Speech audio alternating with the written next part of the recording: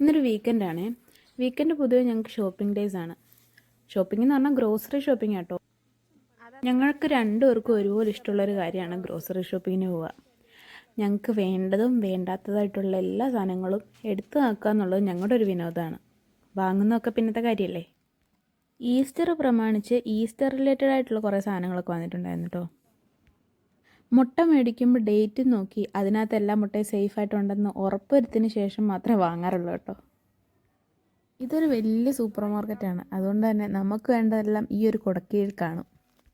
നമ്മുടെ നാട്ടിലെ പോലെ തേങ്ങയൊന്നും അത്ര അവൈലബിൾ അല്ലാത്തതുകൊണ്ട് ഈ ഡെസിക്കേറ്റ് ആൻഡ് കോക്കനട്ട് വെച്ചിട്ടാട്ടോ അഡ്ജസ്റ്റ് ചെയ്യുന്നത്. പിന്നെ കോക്കനട്ട് മിൽക്കും ഉണ്ട്. അങ്ങനെ ആ കടയിലുള്ളതെല്ലാം അരിച്ച് പറക്കി ഞങ്ങൾക്ക് വേണ്ടത് മാത്രം മേടിച്ച് ബില്ല് ചെയ്യാനായിട്ട് പോവുകയാണ്. മേടിച്ചു കൂട്ടിയ സാധനങ്ങളുടെ ബില്ല് കണ്ട് കണ്ണ് തള്ളി നിൽക്കുന്ന രംഗം.